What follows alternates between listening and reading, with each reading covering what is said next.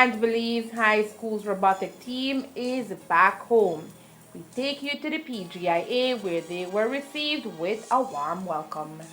These are some of the stories we have for you tonight in our newscast for Tuesday, October 18th, 2022.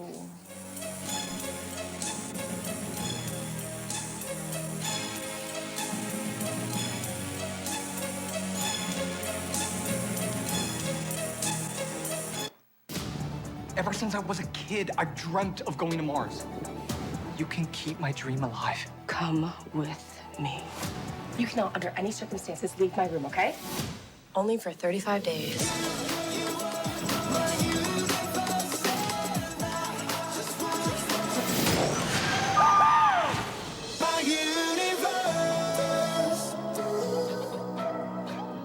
Enjoy your favorite HBO original series and movies with Centaur, your kind of company.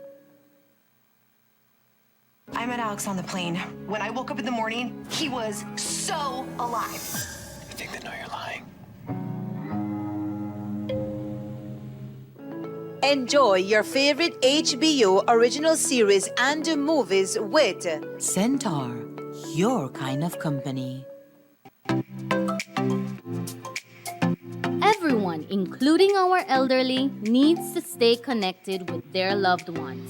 With Smart's Golden Citizen broadband program, senior citizens can sign up for 10 megabytes of unlimited internet at a low monthly cost of $25. Citizens over 65 can sign up with a valid ID and receive free installation plus 1 month free on selected broadband plans.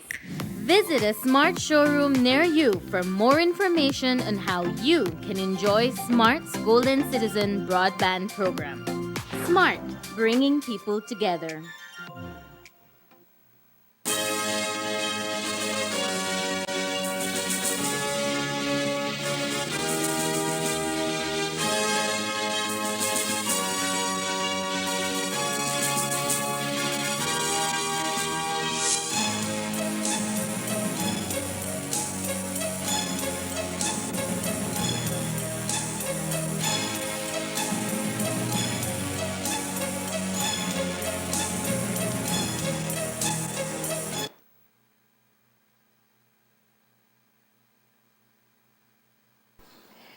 Good evening with your news, also simulcast on Fiesta FM 106.7. I am Joanna Rodriguez.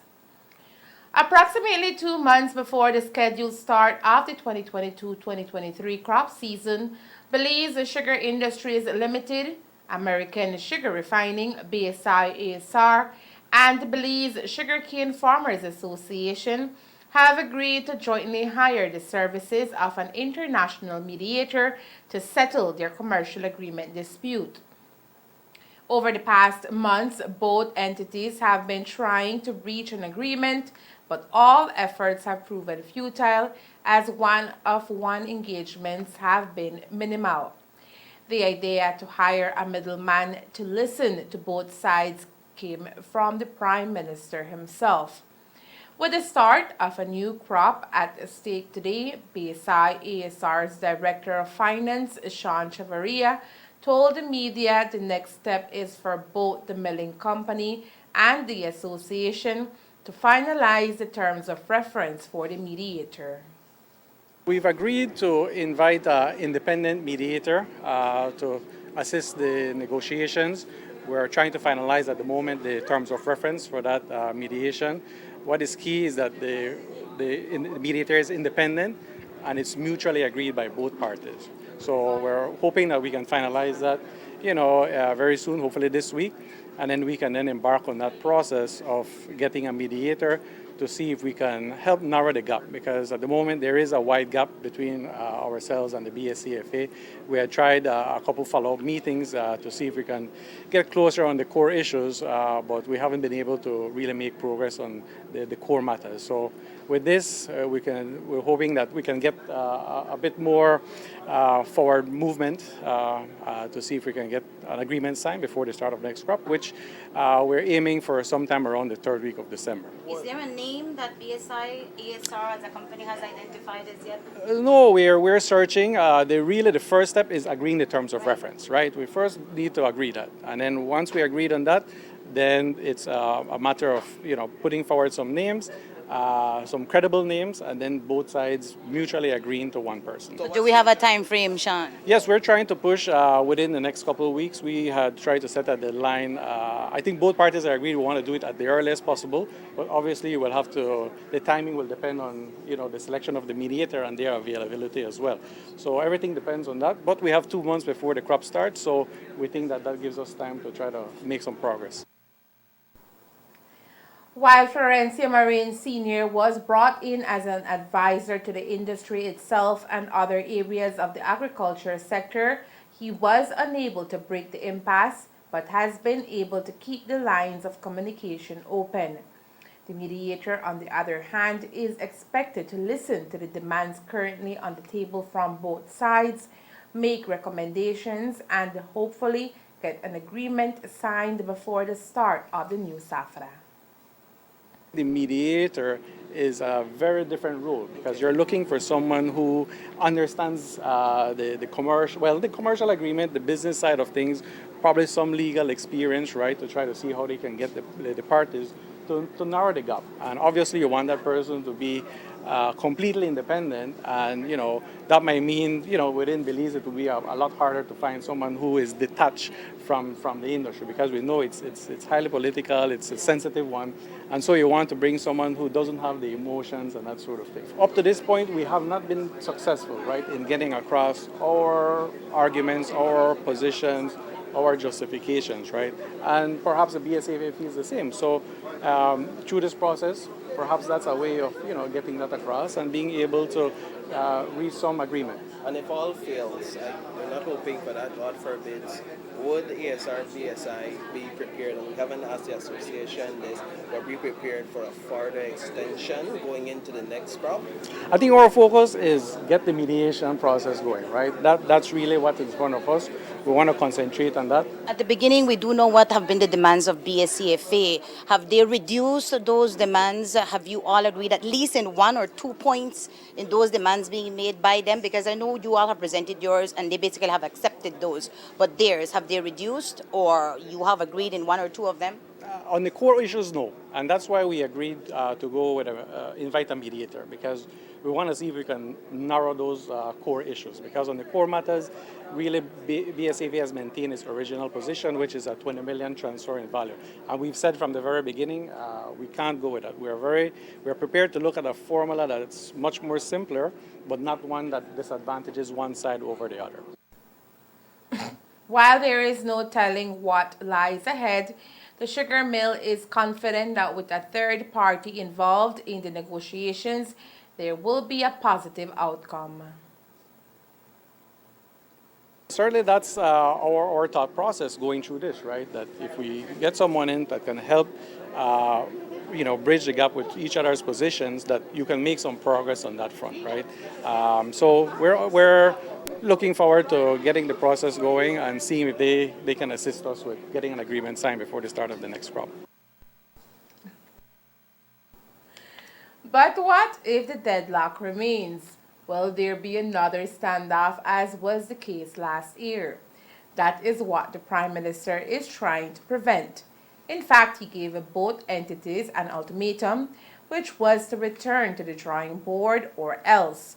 For BSI-ASR, the PM is only looking out for the industry.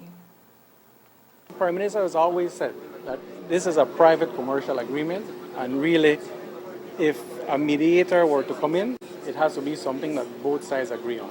And that's what's really happening, right? Both sides are agreeing that, you know what, it makes sense for us to bring in a mediator to try to see if we can make progress. So I think from the very beginning, the Prime Minister has been very clear that this is a private matter. Obviously, their input in it is because this is an important industry, and so he has been in dialogue with us, other government ministers as well, because day it has a national interest. And so there's been good communication with the Prime Minister on that front. But I think at the end of the day, this is really what the Prime Minister would have wanted to see, that both sides agree that, you know what, let's go and find an independent mediator and get the process moving.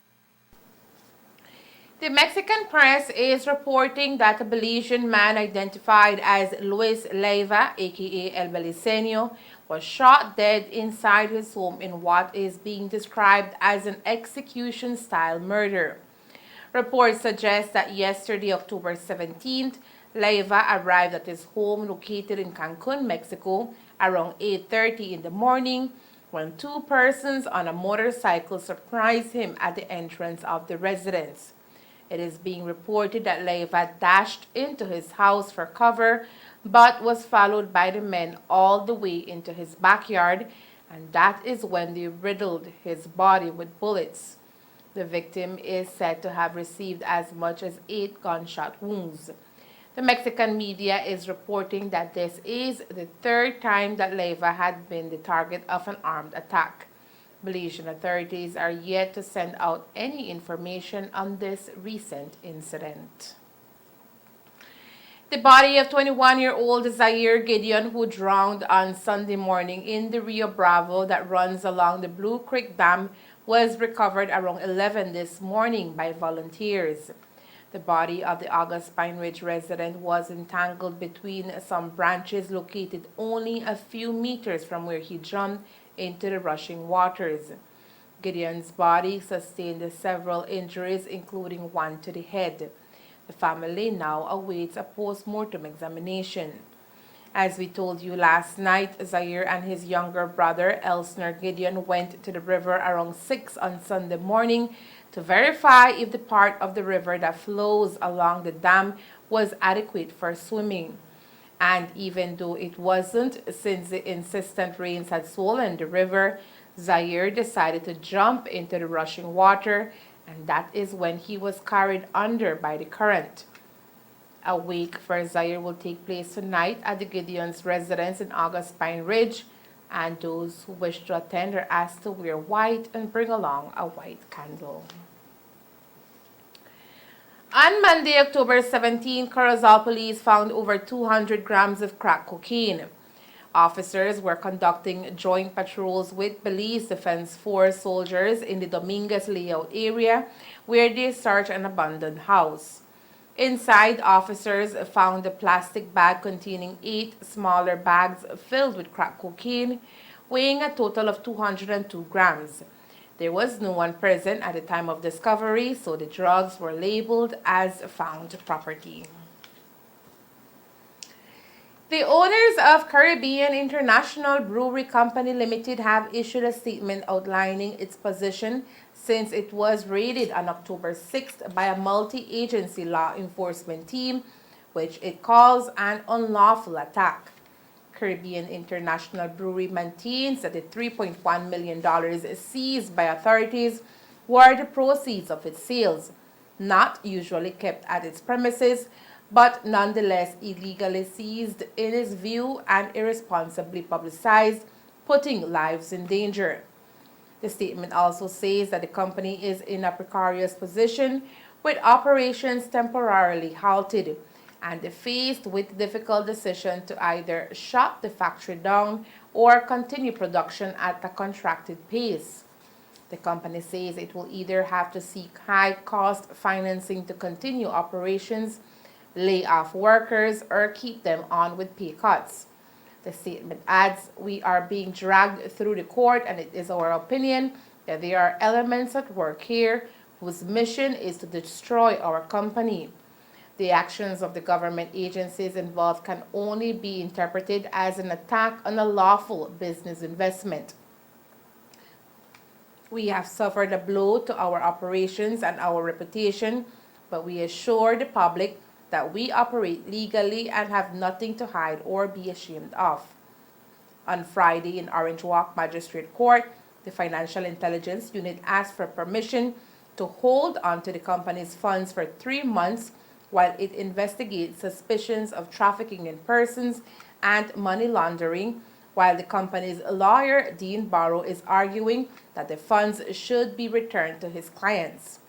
The case continued yesterday before Magistrate Deborah Reyes, but there was a huge change as the FIU hired the services of senior counsel Godfrey Smith, who maintained yesterday in court that the $3.1 million was seized legally and should be under the covers of the FIU until investigations are complete.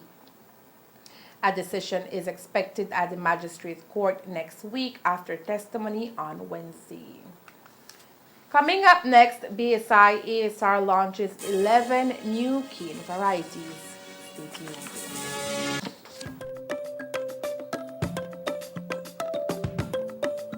What is Amnesty 2022? An opportunity for undocumented immigrants living in Belize. Belize wants to help you to live freely and continue contributing to those communities you and your family now call home by offering a pathway to permanent residency. Why should you apply? In doing so, you remove barriers and reduce the difficulties faced living as an undocumented immigrant. Applying is easy. Go online to www.immigration.gov.bz for more information. Find out if you qualify, how to apply, what documents you need, and how to book your appointment. Be prepared. The registration period will be from the 2nd of August to the 30th of November 2022. Belize Amnesty 2022. Let's continue to build Belize together.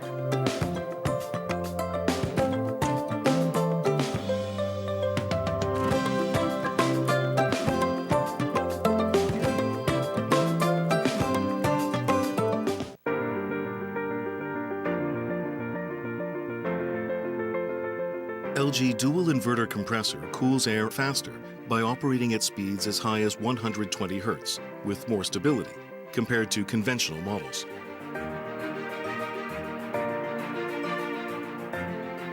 It also saves up to 70% more energy by operating at speeds as low as 10 Hz with more stability.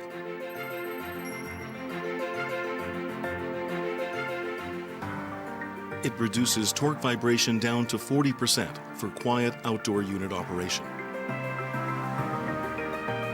Stable operation with low vibrations also results in increased durability.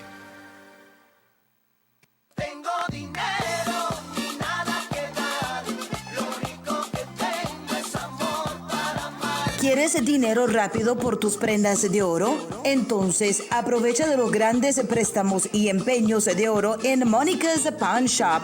Nuestra baja tasa garantizada de solo el 10% en todas las joyas de empeño. Eso no es todo. También empeñamos televisores, compramos chatarra de oro y puede empeñar su vehículo y aún continuar conduciéndolo. Visite Monica's Pawn Shop en nuestra ubicación en Ciudad Belice, número 128 Cemetery Road, en Ciudad Belmopan, en el número 5 Garden Plaza y en el municipio de Orange Walk, en número 2 Belize Corozal Road. Llámenos al 207-0970 y obtenga más dinero por sus joyas de oro. Sticky hands have time and time again landed quite a few persons behind bars at the Belize Central Prison. Tonight, we can report that the prison will receive one more inmate. 34-year-old Samuel Moore from Concepcion Village in the Corozal district broke into the Trinity Methodist School in Belize City on Saturday. The entire ordeal was caught on surveillance camera. He appeared in court to answer to the crime. He wasted no time and pleaded guilty to burglary. As a result, he will now spend 3 years behind bars for stealing a Bluetooth speaker and $10 in cash. After more than 20 years of research and the past 2 years of collaboration with the Sugar Industry Research Institute, the 4 cane farmer associations, and with funding from the Green Climate Fund and the 5 Cs, the Belize Sugar Industries Limited, American Sugar Refining, launched 11 new sugar cane varieties today. 3 of these varieties have proven successful through the research carried out in the farmers' fields. This is research for over 4 decades. And the oldest variety we are launching today actually was first planted in 2000. So that's 22 years of research that we have invested as a company in these varieties. We're very, very proud to launch these varieties today. We are also launching a guide to know how to use them basically. What are their characteristics, where to plant them, what soils they need, what water amounts they need, and most especially what productivity they give and what cane quality they give. So we're very proud.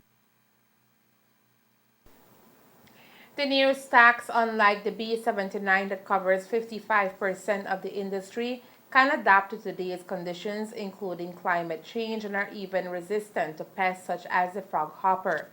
The varieties, according to Research and Development Chief of BSI, ASR Adrian Zetina, were developed in Belize with the idea of diversification. We have different varieties from different countries. There are CP varieties, and those come from the US. There's mixed varieties, those come from Mexico. But we can proudly say that we have 11 Belizean varieties, BBZ varieties, and these varieties were evaluated under Belizean conditions. So we feel assured that these varieties will become successful in the industry. We've tested them in Belizean soils, we've tested them in Belizean rainfall, we've tested them under our temperature, and they've all worked well. There is no one variety that is a clear-cut winner. Each of them in each of their different soil types or in the different environmental conditions that we have excel in an area. Some of them have drought tolerance, some of them have more pest tolerance, some adapt well to a wide array of soils. And so it depends really on the farmer, and in the manual that we have, it tells us where they adapt. So a farmer will then need to go through the information and make the decision that best suits his or her farm. With the varieties tested on the fields, the next step is distribution to other farmers. In efforts to take these varieties from research to the farmers, the funding from GCF stepped in to really start to put these to the test in farmer fields. So we have 13 participating farmers that took the risk and planted these varieties and then gave their testimonials. Now we know that you are waiting $20 million approval in order for these varieties to be introduced to other cane farmers. But in the meanwhile, what is step 2? How do you entice them to actually venture into the project? Excellent. So the project is, this is the step 1, going from research to cane farmer fields, testing it, and if they work, which ones they like. Then we're already in the process of then increasing the seed amount for those to be distributed.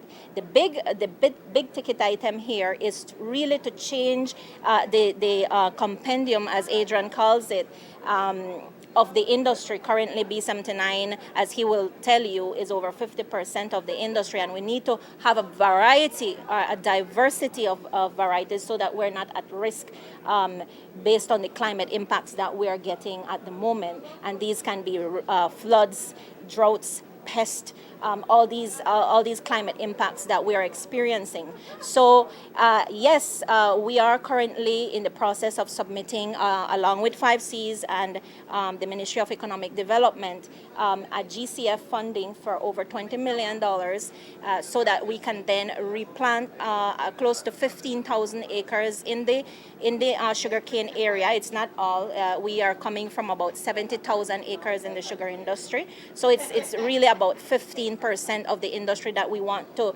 change the diversity. So that's where the big project submission is. To ensure the endurance of the industry with the introduction of the new stacks, the company has even carried out a de-risking process. We've done a lot of the de-risking process, and we're never going to eliminate the entire risk.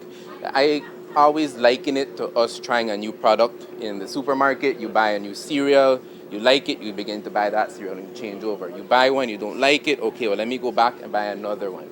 So it's not to change, and the recommendation to farmers, never turn your farm over completely and plant this variety. You need to trial it under your conditions because you have a different farm management, you have a different farming model, and you need to confirm that this works there. However, we feel very assured that it will work on their farms. Is that where the book actually comes in? Because I heard in one of the testimonials that the farmer said, my soil has more clay, so I saw that this particular cane did not benefit me to grow. So that's where the book actually comes in, a guide for them to say, okay, this is my type of soil, so let me go with B, whatever, instead of B, what I'm planting right now.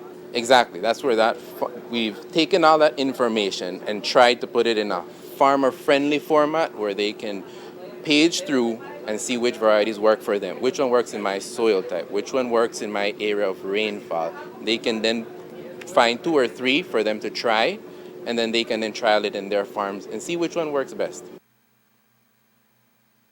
But in this case, the benefits overrule the risks, says BSI ASR's Cane Farmers Relations Manager Olivia Avalos. For the factory, sustainability is key. So we want to secure the sustainability of the cane industry. Imagine if, in 2019, the drought affected the sugarcane and we lost 40% of the production that year.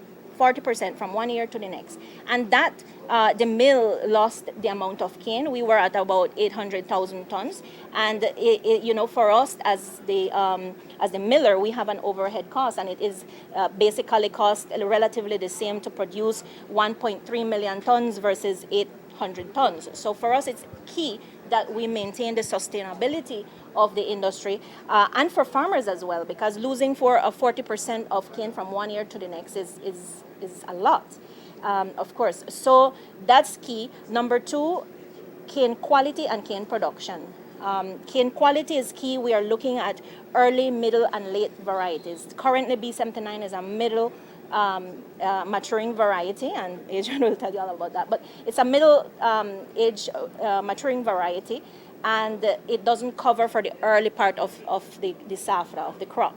And we want to introduce more varieties within that so that we're able to maintain a high quality throughout.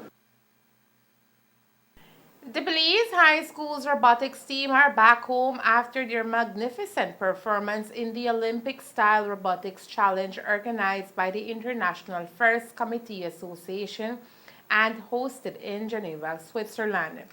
The robotics team made the regional history this week when they made Belize the first Caribbean country to place first in the prestigious robotics competition after partnering with Switzerland, Botswana, and Lithuania, both in the playoff and final rounds.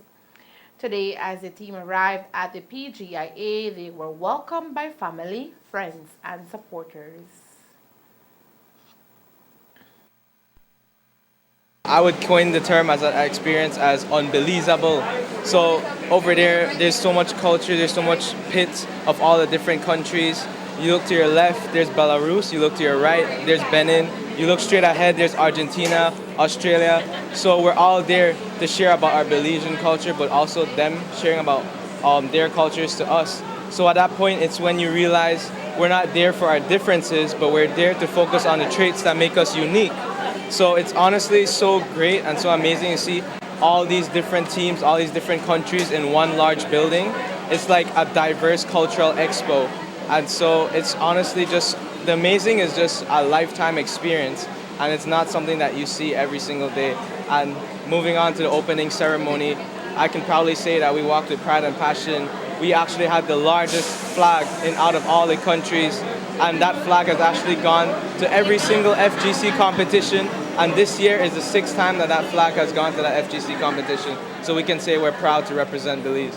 I would imagine that you were a little bit intimidated seeing 100 and something other groups there trying to win this award. What was that thought process like? At first, you're really scared, you're really shy, but that's the emotions that come with all of these competitions, these global competitions. But after a while, you start to get into it, you start to get the mood, and so it starts to build up, and you start to gain the confidence. So, and working with all these other countries as well, it's a great thing.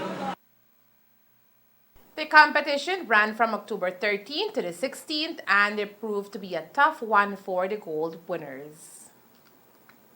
Well, during the actual competition, there were some ups and lows. It's not just one match you play. First, there's 12 matches you play, then you make it to the playoffs. There were some ups and downs during those matches. We won some, we lost some. but we never gave up and we tried our best. There was a point we didn't think we were going to make it to the playoffs, but we continued, we persevered, and we made it. Tell us about your robot. Okay, our robot, the goal of the competition was to collect balls across the field representing carbon in the atmosphere and store in a central sink. We designed our robot to collect as many carbon balls as possible to then store it in a compressor on the side where a human player would then manually store the carbon in the center sink. We spend a lot of days, even weekends, sometimes carnival, Independence Day. We basically spend our entire summer up to the day when we leave Belize to get our robot done. Our robot isn't something comparable to large robots like Team USA and other big countries, but we still made it onto the playoffs and we made first, so I'm pretty proud of what we've done with our robot. And talk to us about the feeling, the first day, anticipation of waiting to hear who would win, and then the excitement when you realized you guys won. So when we looked at the other robots that were in the practice field, we were like, oh no, can our robot even make it up to stage? But regardless, we still tried very hard. We put our best into what we can do. We made sure that we executed our plans, our thoughts onto the stage and make sure we place our best performance on there. So through our hard work and determination, we won. And we made it to the playoffs, and along with 2 other countries, we made it to the first on the podium. And being the only lead female in this group, I would imagine that this is something that, I would hope that would excite other girls to be a part of STEM and, that kind of thing. Yes, because sometimes when girls hear STEM, they feel like they might not belong here because they think that STEM is kind of like a male field. But I think it's just trying it out. There's nothing that is suitable for one person and not suitable for one. You can't think it's not suitable for you because others says it. Without trying, you don't know what will happen. So I tried on the STEM field and on the field of STEM, and I made it here. Traveling with the team was Jamie Usher, who challenged other high schools to get involved in the robotics program. Honored, humbled, and grateful for the opportunity to showcase young Belizeans on a global stage and seeing their strengths as team players, as innovators, and as engineers rise to the top in this Global Alliance Challenge. So I think this should hopefully inspire both young women and young men in Belize to get involved in our robotics programs. We have the first Lego League coming up, so I really hope to see this energy continue, because Belize has always had a lot of raw talent across the board. No matter what sector you're working with Belize, we have raw talent. And I'm excited that the team at BHS has a way of facilitating that talent in robotics and engineering to come to this level. And now we have to remain competitive. So we're going to keep working because they're going to look after us now. We're no longer the underdog. I think, the key ingredient has always been across the board for BS and BHS is supportive parents. Involvement in education and educational experience has to come with the supportive parents. And the robot is being unveiled here. So this robot is one of the more humble robots, but its consistency is what paid off for Belize. These students were able to literally deafen the crowd because they were talking at one point in the Palexpo, which is the big center we were in, that they have to take out insurance on the stands because Mexico and Peru had huge delegations. And when I tell you they were rattling the stage, they were rattling that place, and they were able to drown that out and be calm to drive this robot in a competitive match and have it be successful. As an individual team, Belize ranked 14th overall out of a total of 162 competitors. It is one of the press releases from the government press office that most Belizeans anxiously expect every year. We refer to the press release with all the public and bank holidays for the upcoming year. That has been released for the year 2023, and it shows that Belizeans will be enjoying 10 long extended weekends. Here is a breakdown of all those extended weekends. First comes Monday, January 2nd, to celebrate New Year's Day, which is January 1st, but which falls on a Sunday. Then comes January 16th in lieu of Sunday, January 15th, which was newly installed a few years ago to acknowledge and celebrate George Price Day. We then jump to Heroes and Benefactors Day, which will be honored on Monday, March 6th, in lieu of Thursday, that is March 9th. And then comes the Easter weekend, which will run from Friday, April 7th to Monday, April 10th. This will be followed by Labor Day, which falls on Monday, May 1st. Thereafter comes Emancipation Day, that will be on Monday, July 31st, in lieu of Tuesday, August 1st. We then jump into the month of September, where the first holiday is celebrated on the 10th, which falls on a Sunday. So, Monday, September 11th will be the public and bank holiday. The 21st of September, or Independence Day, will fall on a Thursday, and that is when the holiday will be given. Indigenous Peoples Resistance Day will be on Monday, October 9th, in lieu of Thursday, October 12th. And in sight, the Garifuna Settlement Day drops on Sunday in 2023. The holiday will be awarded on Monday, November 20th. Finishing off the long weekends is the Christmas holiday, which will be on Monday, December 25th, and Tuesday, December 26th for Boxing Day. And that's the news. We invite you to join us for another newscast on Wednesday, October 19th here on Ctv3 and Fiesta FM 106.7. Remember that to read a text version of the news, you can visit our website at ctv3belizenews.com. You can also log on to our Facebook page for current stories at facebook.com/ctv3belizenews or our YouTube channel at Ctv3 News BZ. Remember to wash your hands and remain safe. From all of us here at Ctv3 News, thank you for watching and listening. Good night.